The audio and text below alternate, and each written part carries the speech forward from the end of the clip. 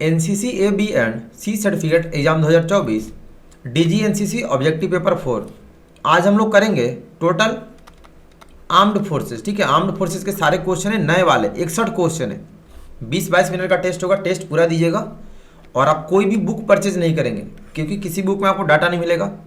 और आज A certificate का पेपर था तो मैंने व्हाट्सएप ग्रुप में, टेलीग्राम पर भी सेंड किया था स्क्रीनशॉट, जो उन्होंने मैसेज किया एग्जाम देकर कि सर हमने सारे क्वेश्चन किए और सारे पढ़ाए गए ही आए थे, जो पीडीएफ भी लिया था और जो वेबसाइट पर है। तो जिनको पेड कोर्स पीडीएफ लेना होगा, क्योंकि बुक तो अपना है नहीं, तो पेड पीडीएफ अवेलेबल है। आप इस नंबर पर व्हाट्सएप मैसेज कर लेंगे, पेमेंट करने के बाद आपको अवेलेबल करा दिया जाएगा। और ए ग्रेड सभी का कंफर्म आएगा, बाकी फ्री ऑफ कॉस्ट इस वेबसाइट पर सारा डाटा अवेलेबल है। तो आप गूगल सर्च करके पढ़ेंगे। चैनल सभी लोग सब्सक्राइब करके बेल आइकन प्रेस कर देंगे ताकि आपको नोटिफिकेशन मिले। शाम में 7 बजे भी रेगुलर क्लास करेंगे। और इस क्विज का वीडियो का लिंक अपने अपने एनसीसी ग्रुप में सभी लोग शेयर कर दें। चलिए शुरू करते टेस्ट। सभी को जय हिंद। फर्स्ट, सशस्त्र बलों का सर्वोच्च कमांडर कौन है? प्रधानमंत्री, रक्षा सचिव, भारत के राष्ट्रपति, रक्षा मंत्री। एक क्वेश्चन पर मात्र 10 सेकंड का टाइम दूंगा। Who was the supreme commander of armed forces? Correct answer option C, Bharat के राष्ट्रपति। सेकंड, जेसीओ का मतलब यानी फुल फॉर्म क्या होता है? Joint commission officer, junior commission officer, joint command officer, junior commanding officer. इन डी यहां पे सट के है, ठीक है, स्पेस नहीं है। फुल फॉर्म ऑफ जेसीओ, आपको स्पेलिंग याद होना चाहिए। Option B, junior commission officer. Third, हमारा देश लगभग 3 तरफ से पानी से ढका हुआ है और इसकी तट रेखा लगभग कितने किलोमीटर से अधिक है? 2500, 6000, 8000, 4500। ये सारे नए क्वेश्चन है, तो आप लोग नहीं पढ़ेंगे तो फिर मुश्किल है। और एग्जाम में सारे नए क्वेश्चन भी पूछ रहे हैं काफ़ी ज़्यादा। पेपर नहीं, इस बार थोड़ा टफ हो रहा है। बी होगा 6000। 4, पैदल सेना भारतीय सेना की खाली स्थान है। सहायक सेना, लड़ने वाली सेना, सहायक सेवाएं, सहायक सेना। पैदल सेना इन्फेंट्री को बोलते हैं। अच्छे से सारे क्वेश्चन आंसर आप याद करेंगे। करेक्ट आंसर ऑप्शन बी, लड़ने वाली सेना। फिफ्थ, सेना दिवस कब मनाया जाता है? 15 जनवरी, 16 अगस्त, 26 जनवरी, 2 अक्टूबर। On which date we celebrate army day? Army day किस डेट को मनाते हैं? करेक्ट आंसर ऑप्शन है 15 जनवरी।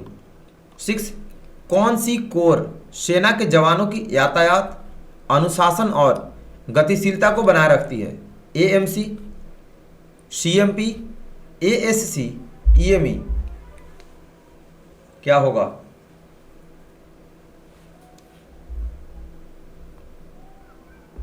आंसर सभी की, सारे नए क्वेश्चन कभी बुक्स में नहीं मिलेगा ना, कोई पढ़ाता है। बी होगा CMP, core of military police. 7, सेना में सभी प्रकार के वाहनों, हथियारों, इलेक्ट्रॉनिक और संचार उपकरणों की मरम्मत कौन करता है? ASC, AMC, EME, RVC. तो अच्छे से पूरा टेस्ट देना, 61 क्वेश्चन है और लास्ट में कमेंट करके बताना कितना सही किया। Correct answer option C, EME. 8, अधिकारियों के लिए लघु सेवा आयोग की सामान्य अवधि क्या है? 5 वर्ष, 8 वर्ष, 7 वर्ष, 10 वर्ष। मतलब ऑफिसर्स के लिए शॉर्ट सर्विस कमीशन का टाइम क्या होता है? डी, 10 वर्ष। 9, भारतीय सेना में सैनिक जीडी के रूप में शामिल होने की न्यूनतम आयु क्या है? 16 वर्ष, 17 वर्ष, 17.5 वर्ष, 18 वर्ष। देख लो भैया, अब ऐसे भी क्वेश्चन पूछेंगे डिफेंस रिलेटेड जितने हैं।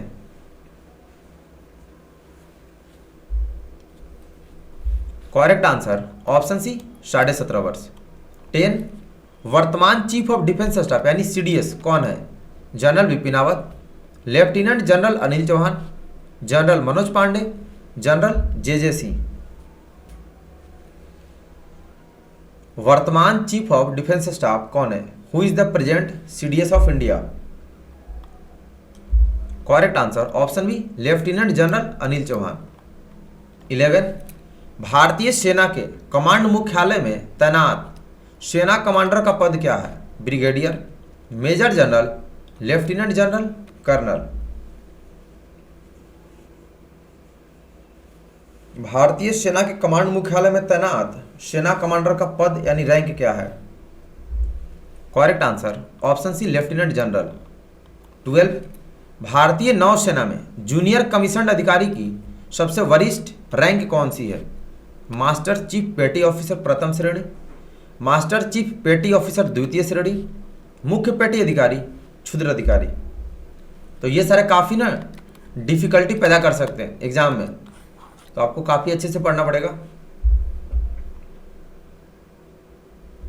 करेक्ट आंसर ऑप्शन है मास्टर चीफ पेटी ऑफिसर प्रथम श्रेणी।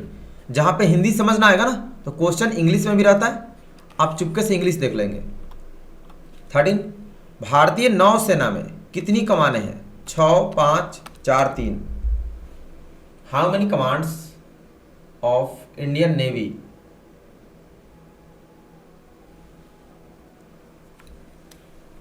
Correct answer option D 3। 14 भारतीय सेना में जूनियर कमीशन्ड अधिकारी का सबसे वरिष्ठ पद यानी रैंक कौन सा है? नायक सूबेदार, हवलदार, सूबेदार मेजर, सूबेदार। मतलब जेसीओ में सबसे बड़ा रैंक कौन सा होता है? ये पहले भी पढ़ चुके हैं आप, सबका सही होना चाहिए।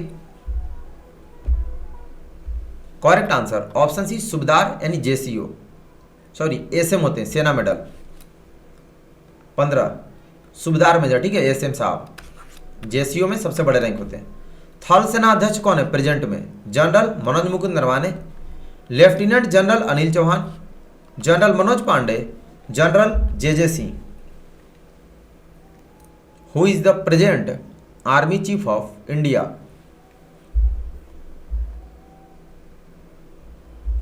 Correct answer option C general Manoj Pande. 16 infantry battalion में सेक्शन कमांडर का रैंक क्या है? सूबेदार, हवलदार, नायक सूबेदार, नायक। अच्छे से याद कर लेना जो लोग नहीं याद किए, और अपने अपने एनसीसी ग्रुप में आप लोग शेयर कर देंगे, ठीक है, ताकि सारे कैडेट्स अच्छे से याद कर लें। करेक्ट आंसर ऑप्शन बी हवलदार। 17 पैदल सेना बटालियन के कमांडर को क्या कहा जाता है? कमांडिंग ऑफिसर, कमांडर, सहायक, क्वार्टर मास्टर। पैदल सेना इन्फेंट्री बटालियन को बोलते हैं, तो इन्फेंट्री के बटालियन कमांडर को क्या कहते हैं? करेक्ट आंसर ऑप्शन है कमांडिंग ऑफिसर यानी सीओ साहब जो होते हैं।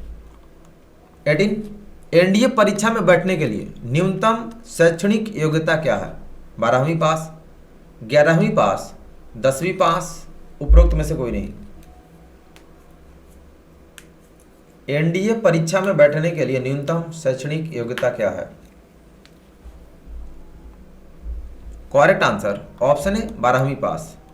19 भारतीय वायुसेना कितने कमांडों में संगठित है? 6, 7, 5, 4। मतलब इंडियन एयरफोर्स के कितने कमांड है? पहले हमने आज के कल कभी नहीं पढ़ा, लेकिन अब पढ़ना पड़ेगा। B 7 command.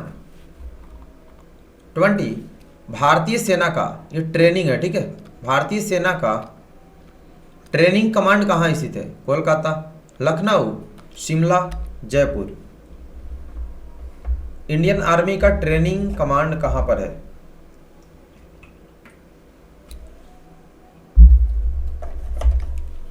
Correct answer option C Shimla.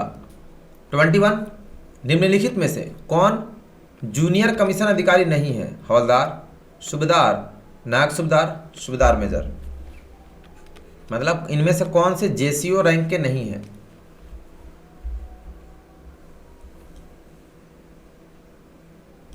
Correct answer option है हवलदार।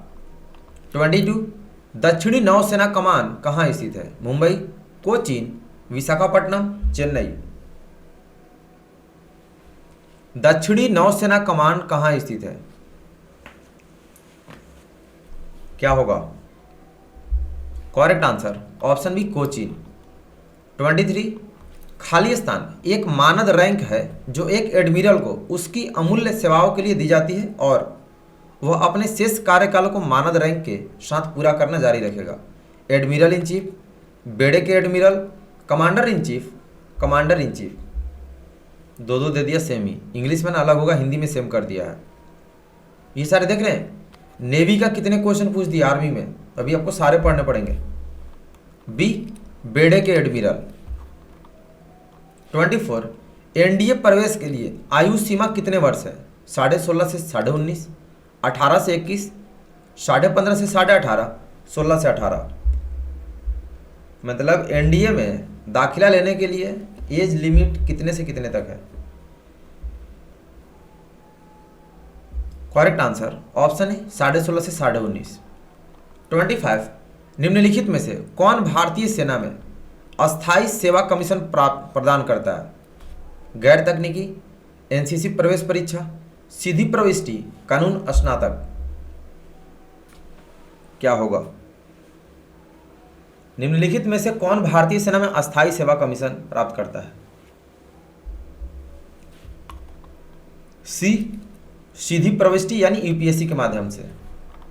26 अब यहां पे ध्यान दें, ये ना यूपी का पूछा, ठीक है, ये यूपी का है, लेकिन आपके डायरेक्टरेट का, ठीक है, डायरेक्टरेट का, आपके डायरेक्टरेट में एनसीसी ग्रुप कमांडर का पद क्या है? Rank colonel, brigadier, LACOL, major general. चलिए, कहीं के भी ग्रुप हो, सबका रैंक एक ही होता है। तो आपके डायरेक्टरेट में एनसीसी ग्रुप कमांडर का रैंक पूछ रहा है, तो बी होगा, ब्रिगेडियर रैंक के होते हैं। 27 भारतीय वायुसेना की प्रशिक्षण कमान कहाँ स्थित है? नागपुर, बेंगलुरु, शिलोंग, गांधीनगर। इंडियन एयरफोर्स का ट्रेनिंग कमांड कहाँ पे है? एयरफोर्स का पूछ दिया।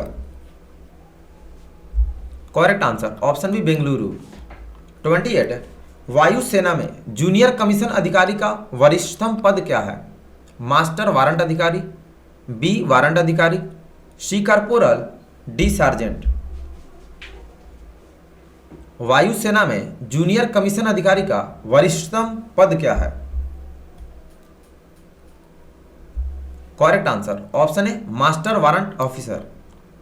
29 प्रधानमंत्री और पूर्व प्रधानमंत्री की सुरक्षा किसके द्वारा प्रदान की जाती है? विशेष सुरक्षा समूह, राष्ट्रीय सुरक्षा गार्ड, सीमा सुरक्षा बल, भारतीय सेना।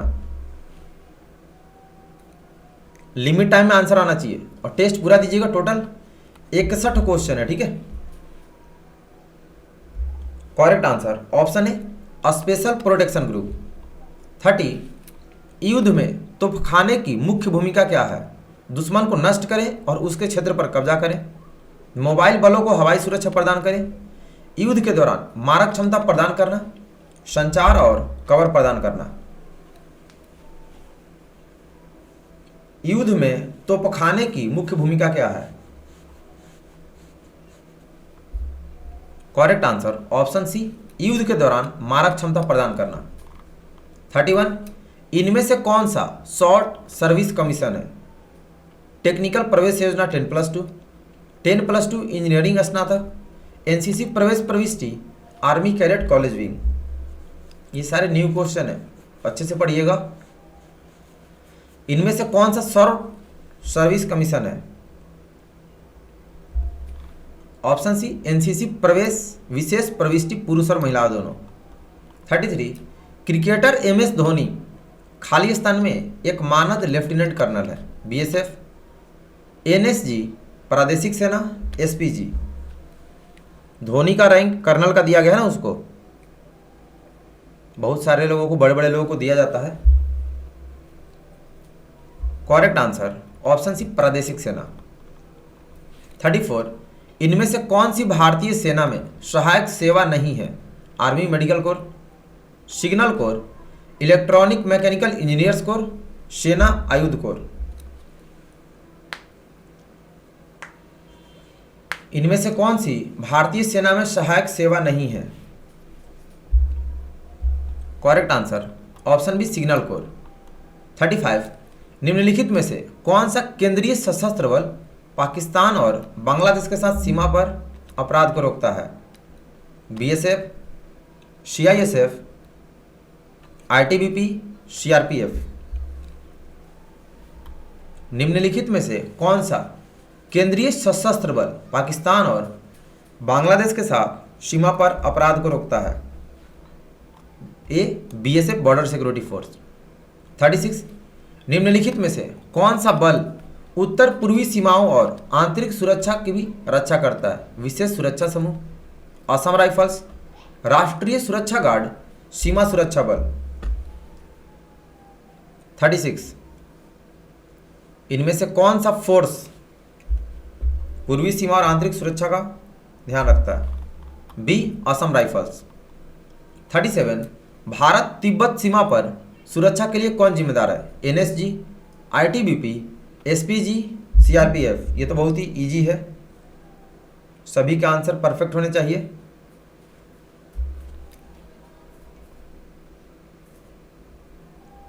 Correct answer option B ITBP.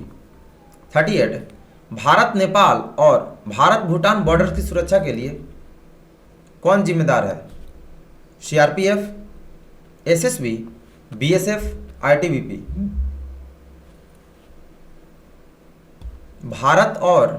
Bharat Nepal और भारत भूटान बॉर्डर्स की सुरक्षा के लिए कौन जिम्मेदार है? Correct answer option B SSB.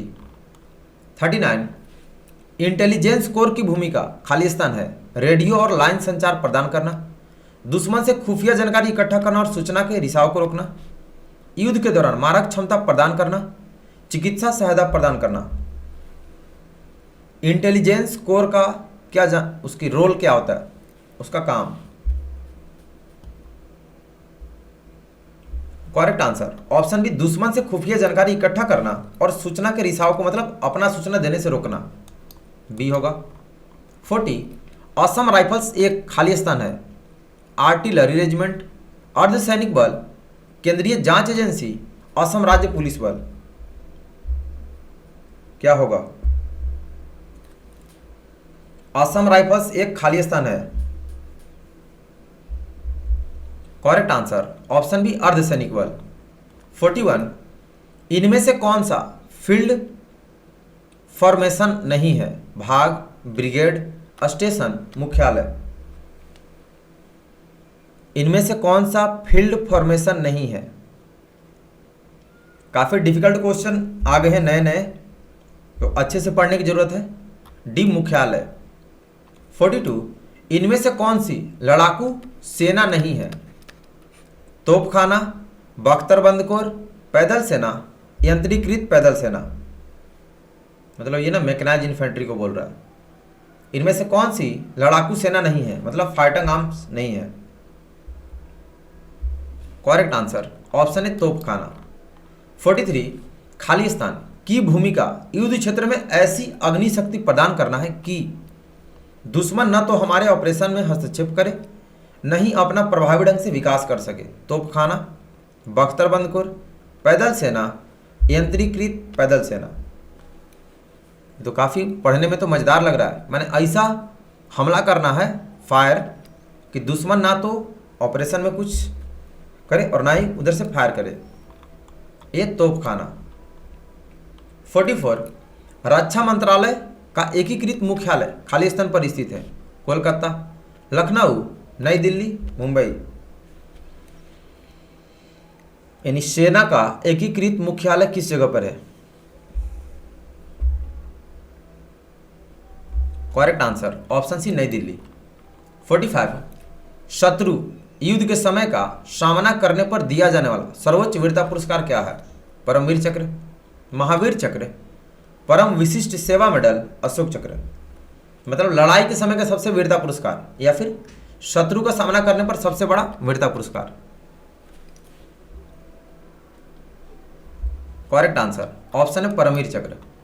46 शत्रु का सामना करने शांति काल के अलावा सर्वोच्च वीरता पुरस्कार क्या है? परमवीर चक्र, सर्वोत्तम युद्ध सेवा पदक, परम विशिष्ट सेवा मेडल, अशोक चक्र। क्या होगा? शत्रु का सामना करने के अलावा सर्वोच्च वीरता पुरस्कार क्या है, मतलब शांति काल के दौरान?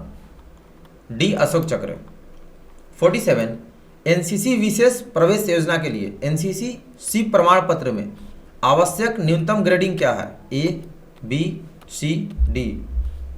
मतलब एनसीसी स्पेशल एंट्री आता है ना फॉर्म, जो अभी शायद निकला है, तो उसमें फॉर्म अप्लाई करने के लिए सी सर्टिफिकेट में कौन सा ग्रेड होना चाहिए कम से कम? Option B grade. 48 जिला पुलिस मुख्यालयों की कमान किसके द्वारा संभाली जाती है, पुलिस इंस्पेक्टर, पुलिस अधीक्षक यानी एसपी, महानिरीक्षक आईजी, उप महानिरीक्षक पुलिस डीआईजी? जिला के पुलिस का मुख्यालय का कमान किसके हाथ में होता है?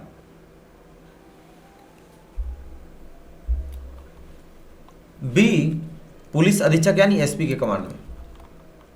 49 खाली स्थान हमारे देश को प्रदान की गई अमूल्य सेवाओं के लिए सेना के एक जनरल ऑफिसर को दी जाने वाली सर्वोच्च मानद रैंक क्या है, मार्शल, फील्ड मार्शल, एडमिरल, महानिदेशक? ये सारे क्वेश्चंस आपको एग्जाम में परेशान कर सकते हैं, अगर आप अच्छे से नहीं पढ़ेंगे तो, बाकी पढ़ लेंगे तो कोई दिक्कत नहीं है। Correct answer option B field marshal. 50 भारत का प्रमुख आतंकवाद विरोधी संगठन कौन सा है जिसे आमतौर पर ऐसी स्थिति में तैनात किया जाता है जो नियमित पुलिस इकाइयों की क्षमताओं से परे हो? विशेष सुरक्षा, राष्ट्रीय सुरक्षा गार्ड, असम राइफल्स, केंद्रीय रिजर्व पुलिस बल? टोटल 61 क्वेश्चन है और 11 क्वेश्चन है। टेस्ट पूरा दीजिएगा और कमेंट करके बताना कितना सही किया। ऑप्शन बी राष्ट्रीय सुरक्षा गार्ड। 51 राष्ट्रीय रक्षा अकादमी खाली स्थान पर स्थित है, खड़गवासला पुणे, देहरादून, चेन्नई, गया? मतलब एनडीए किस जगह पर स्थित है ये बताना है, एनडीए किस जगह स्थित है? करेक्ट आंसर ऑप्शन है Khadakwasla Pune. 52 central air command स्थित है Allahabad, Lucknow, Kolkata, Mumbai? Central air command air force का पूछ दिया कहां पे है? ऑप्शन है इलाहाबाद में। 53 प्रादेशिक सेना टीए में शामिल होने के लिए आयु पात्रता मानदंड मतलब एज कितना होना चाहिए? 21 से 45 वर्ष, 18 से 42 वर्ष, 17 से 28 वर्ष, 17 से 35 वर्ष? टीए की भर्ती आती है ना आर्मी की, तो उसमें भर्ती होने के लिए एज का लिमिटेशन क्या है? ऑप्शन बी 18 से 42 वर्ष। 54 सीएपीएफ में सहायक कमांडेंट की कुल रिक्तियों में से कितना प्रतिशत सीधी भर्ती द्वारा, कितना प्रतिशत इंस्पेक्टर से एससी में पदोन्नति द्वारा और कितना प्रतिशत सीएपीएफ द्वारा आयोजित सीमित विभागीय प्रतियोगी परीक्षाओं द्वारा भरी जाती है? इतना हार्ड क्वेश्चन पूछती है। 60-20-10, 50-33-17, 50-30-20, 40-30-30? क्वेश्चन का लेवल देख रहे हो? तो अभी ना आपको सीरियस होना है। लीडरशिप में भैया 240-41 क्वेश्चन है, सारे बड़े बड़े। मैं ग्रुप में आपको भेजता हूँ, वेबसाइट पर भी अपलोड कर दिया, पीडीएफ में भी है। बी होगा 50-30-33 और 17। 55 सेना में एरिया हेडक्वार्टर्स की कमान किस रैंक के अधिकारी द्वारा संभाली जाती है? सामान्य, कर्नल, ब्रिगेडियर, लेफ्टिनेंट जनरल? यहाँ पे सामान्य नहीं है, यहाँ पे ना रैंक जनरल है, जनरल का हिंदी में सामान्य लिख दिया, तो ध्यान दीजिएगा। Correct answer option D lieutenant general. 56 OTA Chennai में शॉर्ट सर्विस कमीशन अधिकारियों के लिए प्रशिक्षण की अवधि क्या है?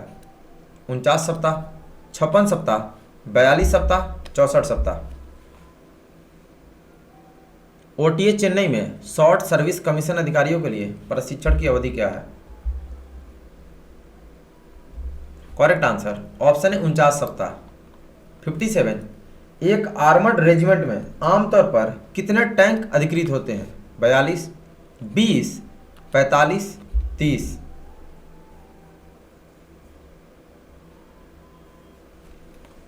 एक आर्मर्ड रेजिमेंट में आमतौर पर कितने tank? Correct answer option C 45। 58 किस वर्ष महिलाओं को शॉर्ट सर्विसेज कमीशन एसएससी में शामिल होने की अनुमति दी गई थी? 1992, 2002, 2021, 2010। किस वर्ष महिलाओं को शॉर्ट सर्विस कमीशन एसएससी में शामिल होने की अनुमति दी गई थी? ऑप्शन है 1992। 59, वायुसेना में नॉन कमीशन अधिकारी का वरिष्ठतम पद कौन सा? रैंक कारपोरल, सार्जेंट, अग्रणी विमानवाहक, विमानवाहक।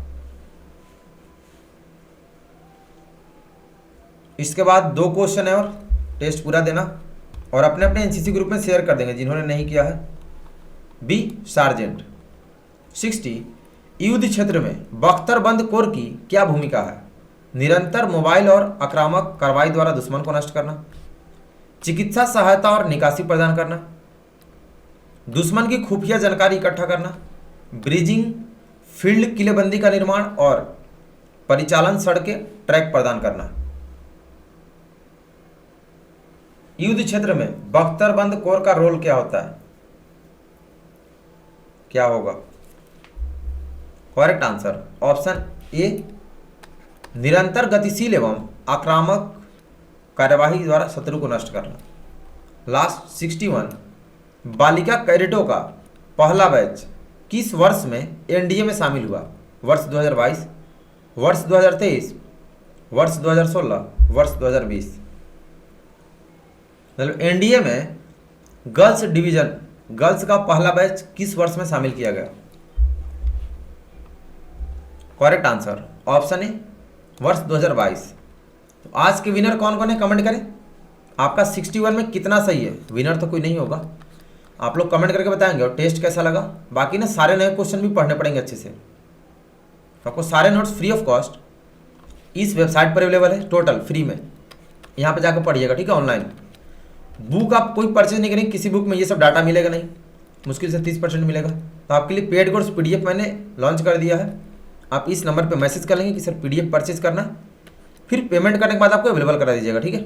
आप पूरा लिखेंगे, नेम, बटालियन नेम, किस सर्टिफिकेट की पीडीएफ चाहिए और किस लैंग्वेज में, एक ही बार में। और चैनल सब्सक्राइब करके बेल आइकन प्रेस कर देंगे ताकि आपको नोटिफिकेशन मिले। शाम में 7 बजे रेगुलर क्लास करेंगे, बाकी जानकारी शाम में 7 बजे दूंगा। तो नेक्स्ट मिलेंगे कल नेक्स्ट क्विज टेस्ट में। अभी के लिए इतना ही। सभी को बेस्ट ऑफ लक, धन्यवाद, जय हिंद।